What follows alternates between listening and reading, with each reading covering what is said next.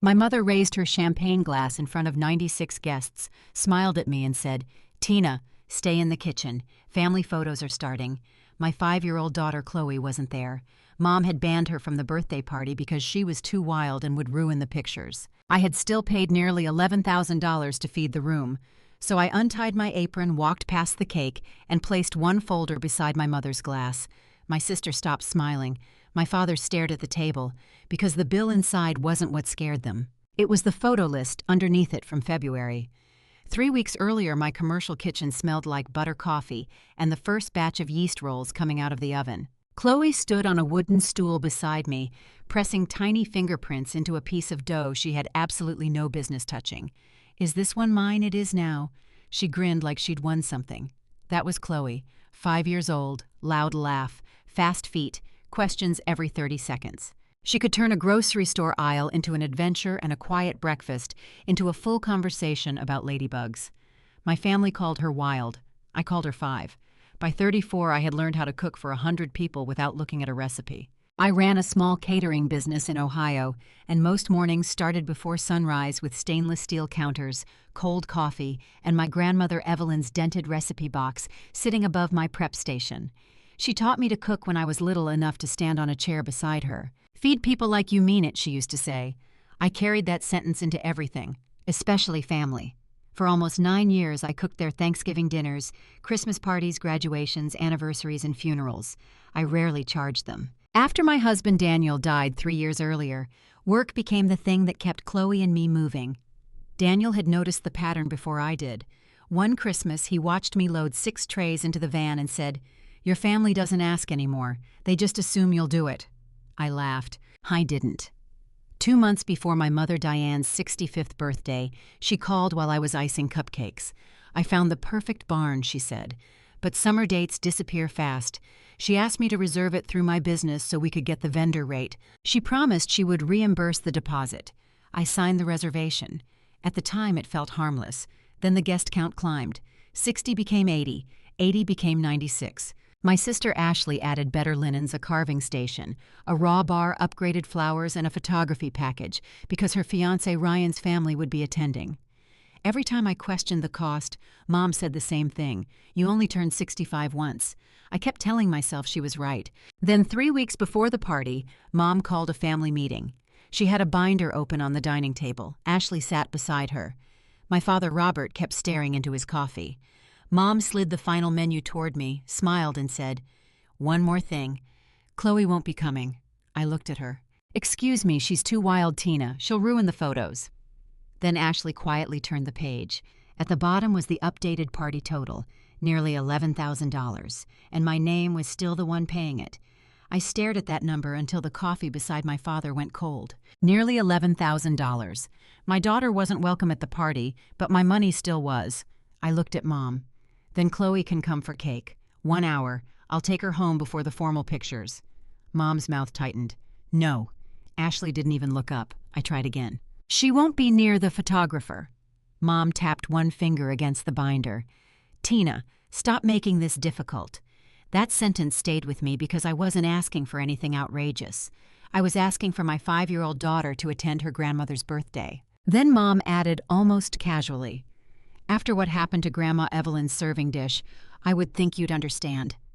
I felt my shoulders go still. "What serving dish?" "The white one with the blue flowers." Chloe knocked into the cabinet at Ashley's engagement brunch. I remembered that brunch. I remembered Chloe sitting on the back porch with Dot Harris coloring beside a jar of ladybugs. I remembered hearing something break inside. I did not remember Chloe anywhere near that cabinet. Mom moved on to table arrangements. That was when I stopped listening. The next afternoon, Chloe sat at our kitchen table drawing a purple dog with 6 legs while I sliced strawberries. "Sweetheart, do you remember Aunt Ashley's party at Grandma's house? When something broke, she kept coloring." "Yeah." "Where were you with Miss Dot?" "Inside." She shook her head. "Porch. We found 14 ladybugs." She held up both hands like 14 might somehow fit on 10 fingers. "Kids don't understand strategy. That's useful sometimes." I called Dot. She invited me over and served coffee strong enough to strip paint. When I asked about the serving dish, she didn't hesitate. Ashley broke it. Just like that. Dot had seen Ashley reach across the cabinet, catch the open door with her elbow, and send the dish to the floor. Did Mom know Dot gave me a look over the rim of her cup? I told Diane myself. The paper napkin in my hand tore straight down the middle. Mom hadn't misunderstood. She had chosen the version where Chloe was guilty. 2 days later, I met Ashley at the bridal boutique. She was standing on a platform in front of 3 mirrors while a seamstress pinned the hem of an ivory dress. I waited until we were alone.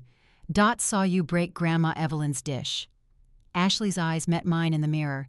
No shock, no denial, just irritation. It was an accident. You let Mom blame Chloe. She's 5 Tina. I stared at her. That doesn't make her disposable. Ashley stepped down from the platform. You don't understand how much pressure Mom is under. Ryan's family will be there. They care about a presentation. Chloe is your niece. Ashley exhaled. She runs around. She gets loud. One bad photo follows you forever now. There it was. Not concern, not safety, presentation. That Friday, the photographer's planning packet landed in my business inbox because I was the contracting client. I opened it to check setup times. Then I saw the portrait list.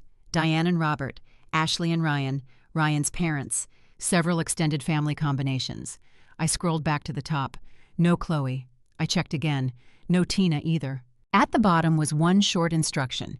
Tina and Chloe excluded from formal family portraits at Ashley's request. I read it 3 times. Then I printed one copy and set it beside the party invoice. Nearly $11,000 on one side. A family portrait that erased my daughter and me on the other. That evening, Chloe climbed into my lap while I answered emails. Mommy, yeah, Bug, is Grandma mad at me because I'm wild? I closed the laptop. Right then, I stopped trying to get Chloe invited, because I finally understood what I had been asking for. Permission to let my daughter stand somewhere she had already been erased. I cleared the kitchen table and made 2 piles. One held what my family had said. The other held what I could prove. The second pile was getting heavier. First came the current party bill. Nearly $11,000 between food staff rentals and the upgrades Mom and Ashley kept adding. Then I pulled out old receipts from family events. Thanksgiving dinners, Christmas parties, graduation trays, anniversary meals, funeral lunches. I wasn't planning to collect any of it. Most of those meals had been gifts, but I wanted to see the pattern without excuses. By the time I finished adding everything at normal business rates, the number was a little over $31,000. I sat there with Grandma Evelyn's recipe box beside my elbow and heard Daniel's voice in my head. They don't ask anymore. They assume. For years I had confused being useful with being included. The photo list finally made the difference impossible to ignore. The following morning, I met Rachel Coleman at a quiet diner near her office. We had been friends since high school, and now she handled contracts for small businesses like mine. She read the event agreement while I pushed a mug of coffee around between my hands. You signed the original reservation, she said. I know. So walking away this close to the event could cost you. My stomach tightened. Then she turned the agreement toward me. But there's another side to that. You're the contracting client. The venue answers to you on the final program. New add-ons require your approval, and you control the catering portion. I looked at her. So they trapped me with my own signature. Rachel shook her head. They relied on your signature. They forgot it also gives you authority. That sentence changed the shape of the whole week. I wasn't going to cancel. I wasn't going to ruin Mom's birthday. And I definitely wasn't going to serve bad food just to make a point. I would deliver exactly what I had promised. Then I would stop promising. Rachel helped me narrow everything down to facts. No accusations. No guessing about motives. Just the invoice. The portrait list. Mom's messages refusing every compromise about Chloe. Dot's written account of the broken serving dish, and my own ledger showing years of family events I had quietly absorbed. That afternoon, I took Chloe to Karen's house. We planned her Saturday instead. Sprinklers, hot dogs, ice cream. Dot promised to bring a jar for ladybugs. Chloe bounced on Karen's couch and asked, "Can I get muddy as you want?" She smiled so hard her whole face changed. That was the first decision all week that felt clean. Back at my office, I looked at the $31,000 ledger one last time. Then I pressed a red stamp across the final page. Paid in full. Not because they had paid me, because I was done carrying it. After Saturday, there would be no family discount, no free holidays, no automatic yes. And on the final event schedule right after my mother's birthday toast, I added one short line, a word from the caterer. The photographer's assistant dragged two cream-colored chairs across the barn floor at exactly 5:15. That scraping sound cut through the clink of glasses and the low hum of conversation. By then, the party looked perfect. String lights glowed over the rafters. The orchard outside had turned gold in the late sun. Grandma Evelyn's ham was disappearing faster than my staff could refill the platters, and Dot Harris had already told 3 people within my hearing that the yeast rolls tasted the way they're supposed to. My mother was radiant. Dusty blue dress, pearl earrings, hair sprayed into place. Ashley hovered near the backdrop in ivory, checking the photographer's angles like she was directing a magazine shoot. I stayed by the service table, chef coat buttoned, apron tied, working. At 5:20, Mom tapped a spoon against her champagne glass. She thanked everyone for coming. She thanked Ryan's parents for welcoming our family so warmly.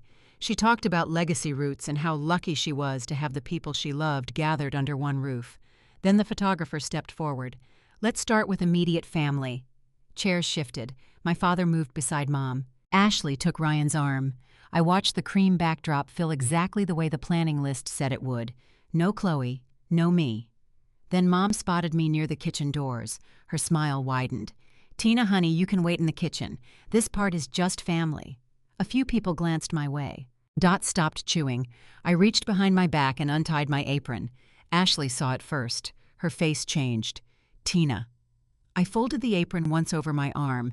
Then I walked toward the head table carrying one plain folder. "Actually, Mom, there's one thing we should clear up before the pictures." Her smile stayed in place. "Not now, it's on the program." I held up the final schedule, a word from the caterer. The venue coordinator near the doors gave a small nod. Mom looked at her, then at me. I opened the folder. "3 weeks ago you told me Chloe couldn't attend tonight because she was too wild and would ruin the photos." Mom's jaw tightened. "Tina, this is inappropriate." I kept going. So I offered a compromise. 1 hour, cake only. I'd take her home before the formal pictures. I placed printed messages on the table. You said no. Ashley stepped closer. "Stop." I pulled out the portrait list. This came to me because I'm the contracting client. I read the names: Mom and Dad, Ashley and Ryan, Ryan's parents, several family combinations. Then I looked up. Chloe isn't in a single planned portrait. Nobody moved. Neither am I. Ashley's color drained. I turned the last page so it faced them. And here's the instruction at the bottom. Tina and Chloe excluded from formal family portraits at Ashley's request. Ryan looked at Ashley. Not at me. At her. Mom reached for the paper. I slid it back. So Chloe wasn't banned because she might ruin the pictures. I let that sit for one beat. She was banned because you had already decided she didn't belong in them. Ashley's voice came out sharp. "She's 5. You are making this into something ugly." "No. You made a 5-year-old carry something ugly." I turned toward Dot. I didn't have to ask. She planted both hands on her cane and stood. "That child did not break Evelyn's serving dish," she said. Mom went still. Dot continued. "She was sitting with me on the porch. Ashley broke it by accident. I told Diane that myself." Ryan's eyes moved back to Ashley. Ashley whispered, "It was an accident." Dot nodded. "The breaking was. That landed harder than shouting would have." Then I took out the current invoice. "This party is costing me nearly $11,000. A murmur moved through the tables. "The food, the staff, the rentals, every upgrade you kept adding." Mom looked around quickly like she could still manage the room if she found the right face. I set the invoice beside the portrait list. "You expected me to pay for a family birthday my daughter wasn't allowed to attend." Mom finally snapped. "You offered this as my gift." I did. I pulled out one more page. "My mistake was thinking gifts were supposed to make you part of the family, not finance the version of it that erased you." Ashley folded her arms. "Oh, please, you've always loved being the martyr." I looked at her. Then I placed the old catering ledger on the table. 23 family events in almost 9 years. If I had charged normal rates a little over $31,000. Mom stared at the number. "I'm not asking for it back." Her expression flickered. For half a second relief. Then I turned the page. Across the bottom in red, "Paid in full." "This is the last family event I will ever pay for." Mom blinked. I kept my voice level. "No more free holidays, no free wedding food, no last-minute parties.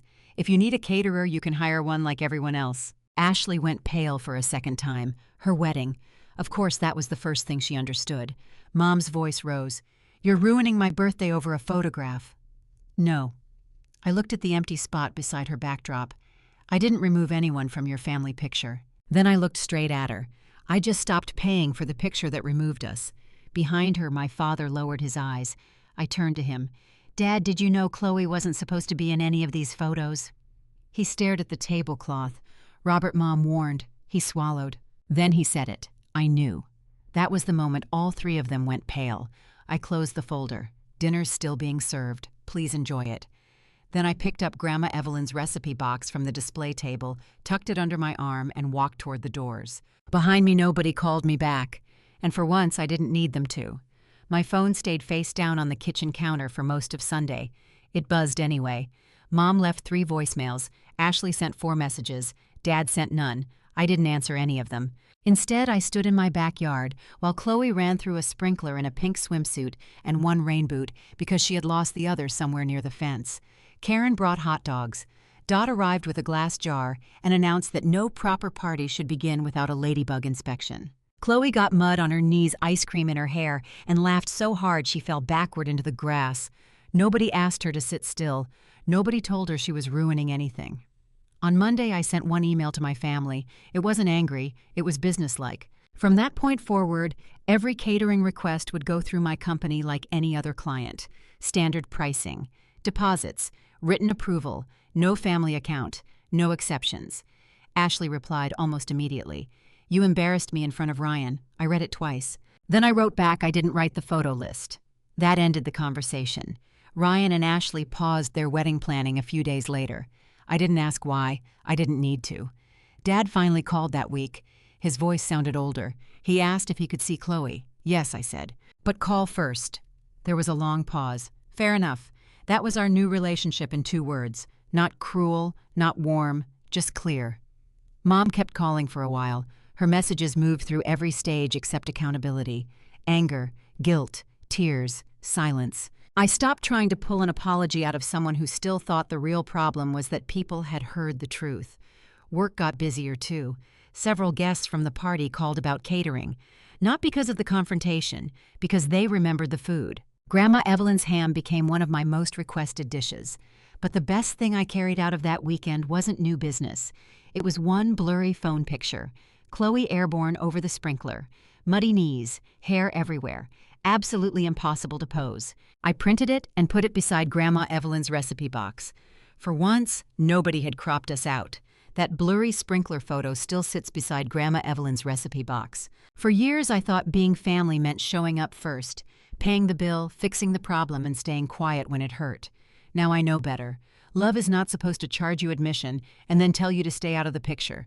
I don't cook for approval anymore. I don't spend money to earn a seat at somebody else's table. And I don't teach Chloe that she has to become smaller, quieter, or easier to deserve love. Maybe one day Mom will understand that. Maybe she won't. But the door is no longer hers to open and close. It's mine. And if you've ever given everything to people who still made you feel like you didn't belong, share your story in the comments. Hit subscribe so you don't miss the next story.